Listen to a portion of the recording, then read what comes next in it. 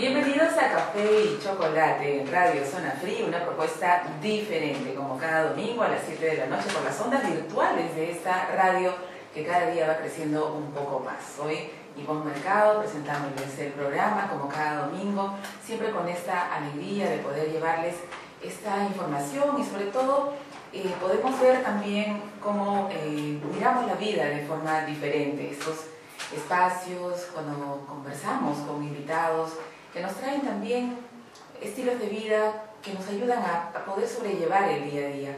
Nosotros estamos todos los días recibiendo información que muchas veces nos resulta hasta ensombrecedora, triste, pero muchas veces encontramos también que no se da realce a noticias positivas, a mensajes alentadores. Sin embargo, ahora aquí en el programa también tenemos muchos datos importantes para que usted conozca cómo puede llevar un mejor estilo de vida, cómo puede reencontrarse con la energía, con esta energía de la que todos disponemos en la naturaleza, y cómo, recordando también la sabiduría de nuestros ancestros, recobramos este legado que todos hemos recibido. Nosotros, como herederos de una gran cultura de los incas, pues somos los hijos del sol, ¿verdad? Y muchas veces lo olvidamos y queremos mirar otras culturas que no son la nuestra, pero cuando nosotros miramos un poco el pasado, no es porque, bueno, un poco de nostalgia quizá, pero también aprendemos de la historia de quienes estuvieron antes que nosotros. Sin embargo, también ellos nos han dejado sabiduría que a veces no la tomamos por apreciar otras culturas, como les decía. Sin embargo, vamos a conocer hoy día, por ejemplo, un poco más acerca de la cosmovisión andina y acerca de la sabiduría que nos traen también otras culturas con lo que se refiere al manejo interno de la energía. Hoy día nos encontramos aquí en el programa en Café y Chocolate con un gran invitado. Es el ingeniero Miguel Ángel Villafuerte Kanemoto. Él es ingeniero industrial.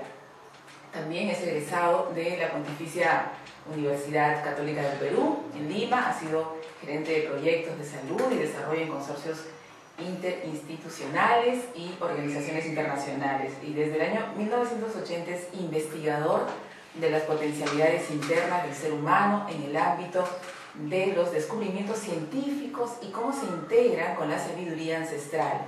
Es también el ingeniero Miguel Ángel Villafuerte Kanemoto, también es instructor, es practicante de taoísmo, kriya yoga, budismo tántrico, zen, espiritualidad andina, y además se ha especializado en espiritualidad de la nación Quero, alquimia taoísta y artes marciales internas. Estamos hablando del Tai Chi Chuan, ¿verdad? Y de otras artes. Es coordinador de INVI Perú, filial de INVI World con sede en Moscú, y director ejecutivo del programa radial Alquimia Interna que se emite en Radio Latina de lunes a viernes a las 9 de la mañana, y además es organizador de eventos con maestros de las principales tradiciones espirituales del mundo. Nos encontramos entonces y le damos la bienvenida al ingeniero Miguel Ángel Villafuerte Kanemoto. Bienvenido, ingeniero. Buenas noches, Ivonne. Muchísimas gracias por la invitación. Encantado de estar en tu programa. Gracias por venir al programa. Habíamos coordinado con varias semanas de anticipación esta entrevista, justamente mientras conversábamos en la radio. Y es interesante el tema propuesto para hoy día, ingeniero. Realmente hablar de la alquimia, ¿no? Y usted habla mucho en el programa de la alquimia interna, ¿no? Muchas personas creen que esto es solamente para algunas personas elegidas, para algunos seres especiales que han recibido un don, pero todos, ingeniero, porque el tema de hoy día es Alquimia de los 9 dragones y la cosmovisión andina. Es un título bastante grande, ¿no? Pero en realidad podríamos hablar de que esto es un manejo que puede realizar toda persona si se lo propone. Exacto. O sea, el que busca encuentra, ¿no? Hay un dicho muy importante, pero la mayoría no lo buscamos. Nos hemos conformado con una vida un poco insatisfactoria, la zona de confort, que se le dice, ¿no? En que ya hemos logrado algo, pero ese conformismo nos lleva a no darnos cuenta qué somos, ¿no? O sea, nosotros somos un ser espiritual, un ser material y a la vez un ser que puede evolucionar en una sola vida. Ahí estamos un poquito contradiciendo a lo que la ciencia de Charles Darwin, por ejemplo, creía, ¿no? Que en miles de años tal vez el hombre iba a evolucionar, porque no conoció a los maestros, ¿no? A los maestros espirituales. Entonces hay diferentes tipos de maestros espirituales que nos enseñan que en corto tiempo, o sea, no estamos hablando de tampoco en días, ¿no? Pero en una práctica bien dirigida y constante, uno puede cambiar muchísimo, ¿no? Integralmente, ¿no? Su cuerpo, su mente, su energía, su espíritu. Todo puede evolucionar si uno encuentra un camino adecuado. Y los maestros ayudan en este camino, ¿verdad? Más Sí. que seguirlos a ellos es que ellos ya conocen un camino que nos pueden enseñar. Claro, son una serie de ejercicios. No estamos hablando tanto de teoría, sino de prácticas. O sea, la teoría la podemos encontrar en internet. Claro, también hay mucha confusión, ¿no? Ahora estamos invadidos de información, pero uno puede seleccionar, ¿no? Pero además en internet o en libros o en videos no va a encontrar las prácticas adecuadas, ¿no? Son solamente algunas que se han enseñado, pero lo importante es entender que sí hay, ¿no? Un camino que uno puede seguir y que puede evolucionar, transformarse. La alquimia es una transformación, ¿no? De algo pesado en algo brillante y muy valioso como el oro. Entonces podemos ser como diamantes, ¿no? Entonces esa evolución podemos hacerla, todos. En el título que se ha planteado para hoy día, la alquimia de los 9 dragones y la cosmovisión andina. Vayamos por partes. En el tema de esta transformación interna de la que nos habla y los 9 dragones, estamos hablando, suena un título de una película fantástica que están de moda en esta época, ¿verdad?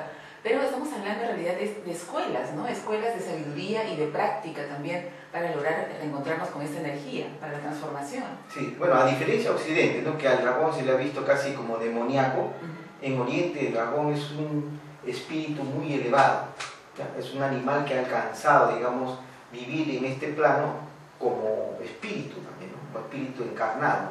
Entonces el dragón representa eso, representa al ser humano evolucionado, en un aspecto muy espiritual. Entonces los dragones son en Oriente considerados como las personas que han llegado a un nivel muy alto, ¿no? De maestría en lo que están haciendo. Por ejemplo, a Bruce Lee se le decía el pequeño dragón, ¿no? Y a otros maestros espirituales también se le dicen dragones, en Oriente. Entonces estas 9 escuelas que estamos integrando aquí en el Perú, son 9 escuelas que cada una representa una gran evolución en el ser humano. Háblenos un poco acerca de cada una de estas escuelas. Bueno, en las 9 escuelas, ¿no? que estamos practicando y enseñando, 3 son de China.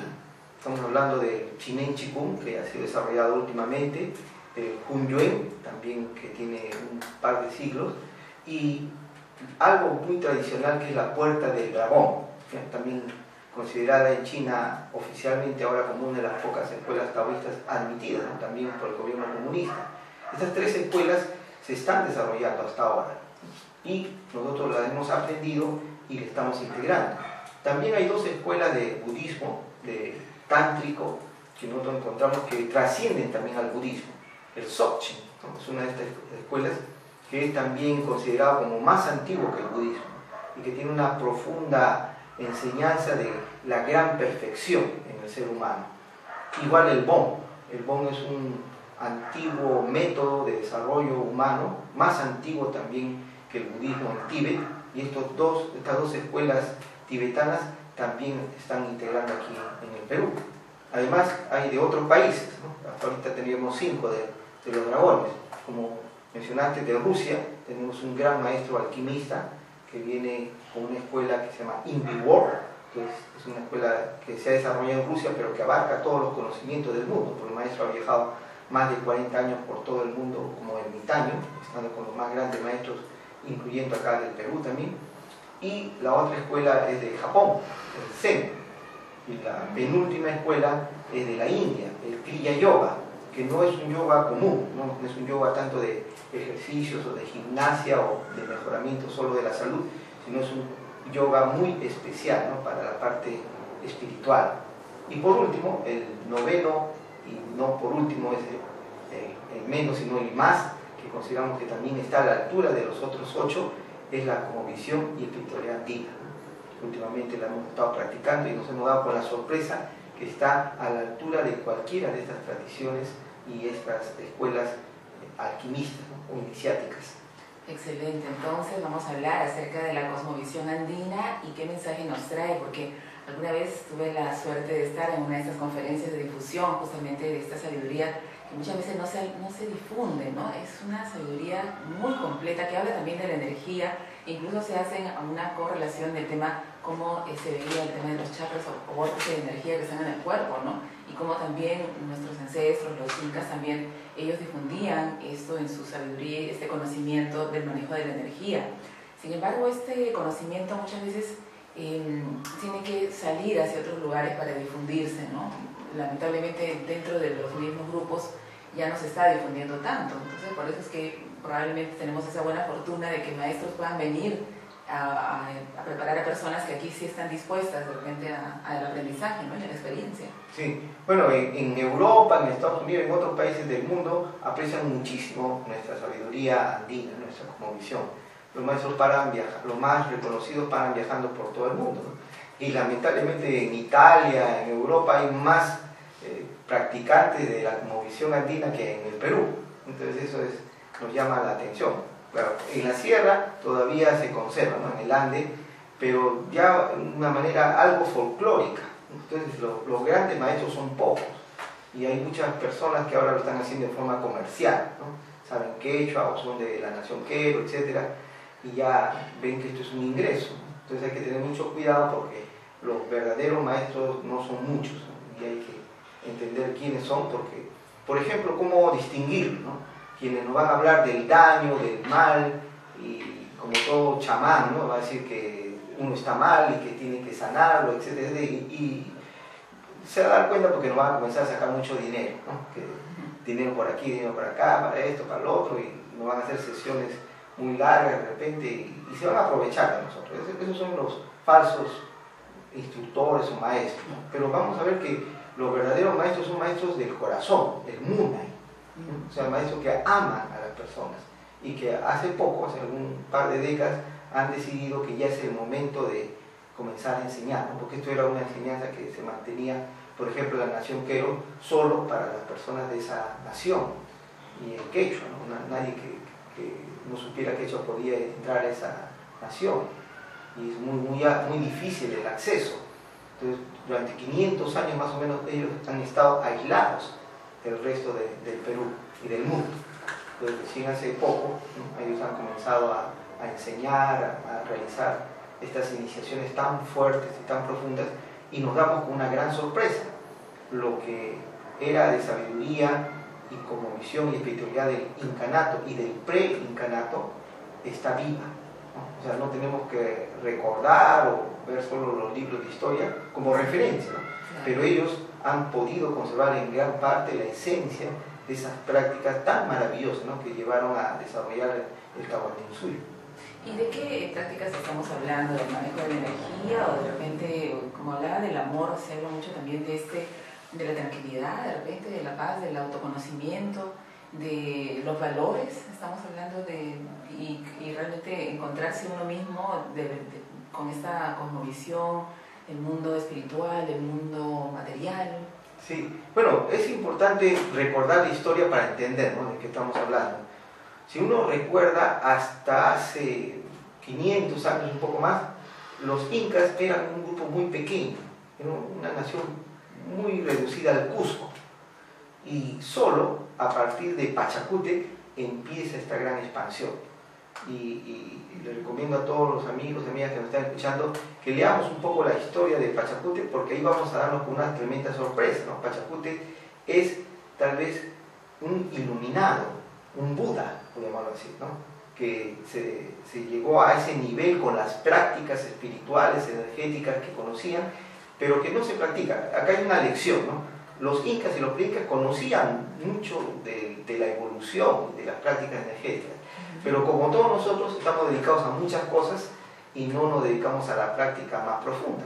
O sea, no sabemos priorizar lo mejor de nuestra vida.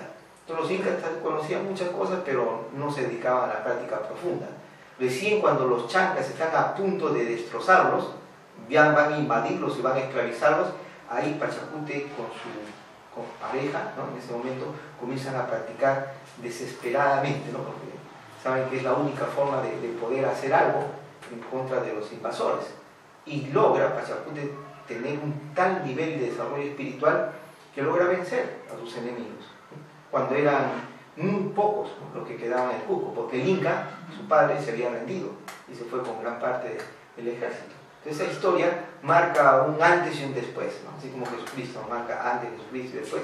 Yo creo que en América se marca el antes de Pachacútec y el después de Pachacútec, porque en solo 3 generaciones se desarrolló esta maravilla que fue el Tahuantinsuyo.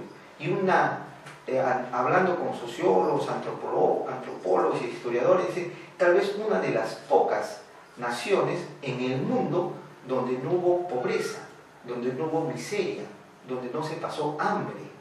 ¿Ya? Eso podemos verlo en todo el mundo. Roma, China, ¿no? Todas esas naciones tenían un gran desarrollo económico, político, social, educativo, etc. Pero había pobreza, había esclavitud, había gran sufrimiento. Y acá, por lo que conocemos de la historia, se desarrolló no es un imperio, pues es el imperio incanato, sino un Tahuantinsuyo donde era una confederación de saberes, ¿no? de culturas, integración de esas culturas. Entonces, Pachacútec fue tal vez uno de los más grandes gobernantes y sabios del mundo, no solamente del Perú, y eso hay que reconocerlo, todavía queda, ¿no? Todavía tenemos, y tenemos esos valores, tenemos esos poderes, ¿no? Tenemos esa enseñanza para aprender aquí en el Perú. Estos maestros de la Nación Quero conservan gran parte, estamos en esa misión, ¿no? de aprender lo más que podamos de ellos y traducirlos a un lenguaje y a una mentalidad más occidental, ¿no? Porque ellos tienen otra forma de pensar, muy diferente a la de nosotros. Una de las cosas que se destacan también es el sentir y el tratar a la tierra como un ser vivo, ¿verdad? Más allá de que nos entreguen sus frutos. En la época de los incas se habló bastante, ¿no? de los andenes, se crearon andenes con microclimas maravillosos, que lo que dieron también como resultado una serie de frutos y alimentos que lograron pues salvar de hambre en la etapa en Europa, y se logró domesticar, por ejemplo, la papa, logrando gran cantidad de variedades. Una maravilla que todavía se asombra, ¿no? En encontrar estos estudios y esta sabiduría de aquel entonces. Nosotros como los herederos justamente de esta sabiduría podríamos tener, ¿no? Realmente con este conocimiento un buen manejo no solamente de nuestra nación, sino también de nuestra propia vida. ¿Qué nos trae como conocimiento de la energía, de este manejo de la energía y de la longevidad saludable, la cosmovisión andina? Sí, mira, la palabra que se usa en quechua es causai. Causai es vida, pero vida, energía. O sea, todo es energía, eso ya lo sabe la ciencia actual, todo es energía, ya no hay duda de eso, pero el añadido que todavía la ciencia no puede entender es que esta energía está viva, ¿ya? No hay energía inorgánica, ¿no? Como a veces nos han enseñado química orgánica, química inorgánica, cuerpos vivos, cuerpos, o sea, que no son materia inerte, ¿no? Así nos llaman en la ciencia, pero no es cierto. O sea, cuando estamos aprendiendo con los maestros, los sabios de nuestro continente, de la Nación Quero, por ejemplo, ellos nos han demostrado, no somos creyentes, hemos podido percibir la vida, la energía, la sabiduría y tener un tipo de comunicación con la montaña, con las piedras, con las lagunas, con el viento, con el arco iris, etc. Entonces toda la naturaleza tiene vida, reacciona y acciona ante nosotros.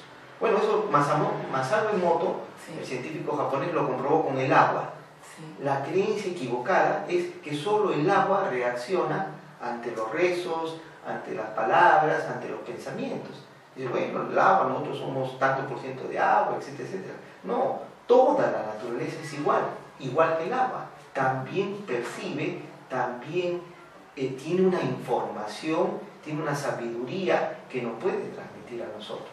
Entonces, ellos cuando hablan del Sol no están hablando como un planeta inerte, ¿no? Que solo transmite calor, ¿no? Están hablando de una energía viva.